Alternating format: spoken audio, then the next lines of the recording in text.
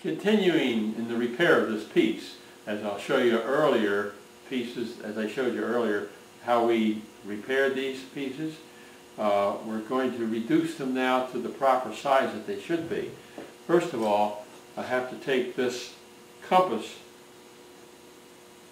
and mark the lines that give us the diameter that we're going to have to adhere to.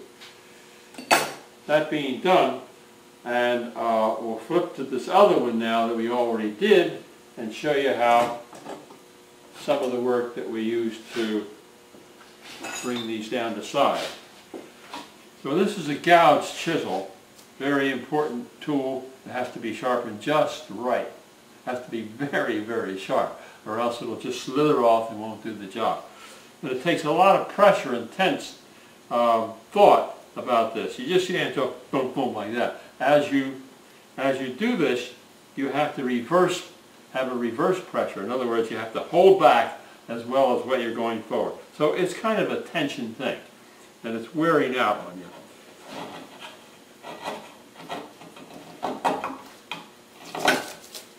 It being a very hard wood, it takes a lot of pressure to do it.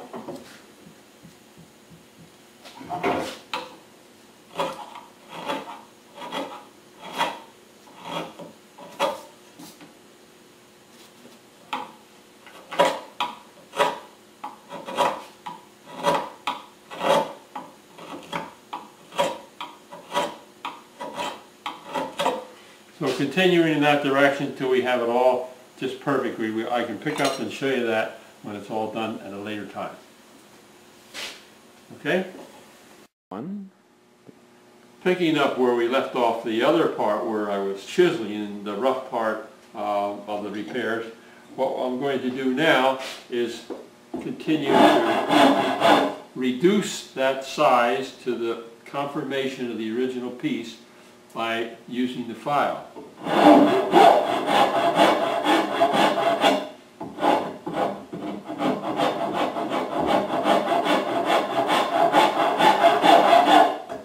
Incidentally, these are not, in a sense, they're really rasps, and they're very expensive. They're all made by hand. These little pieces that cut are done when the metal is hot with a chisel, made by hand. And they're quite expensive, and they're very sharp, and we want to take very good care of them. We never bang them with metal, drop them on the floor, or they would be useless.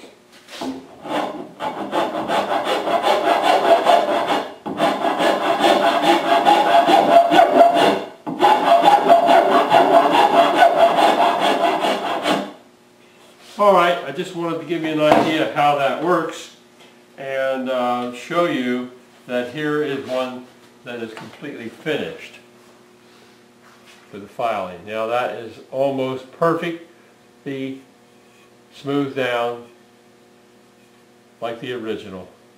This will be sanded, raised grain, and sanded again, then coated up so it will match this perfectly. There's a couple parts here I wanted to show you, draw your attention to. For instance, these were the original pieces that were missing these sections here, and I had to cut this out of an old cherry wood and resurface the condition so we could fit right in there, and clamped it with these special clamps that I made. See how we had to do it here, cut that on an angle, and then clamp them right in there. Now, of course, they will have to be reduced in size by sawing, chiseling, and filing, and eventually sanding so that they perfectly match this surface here.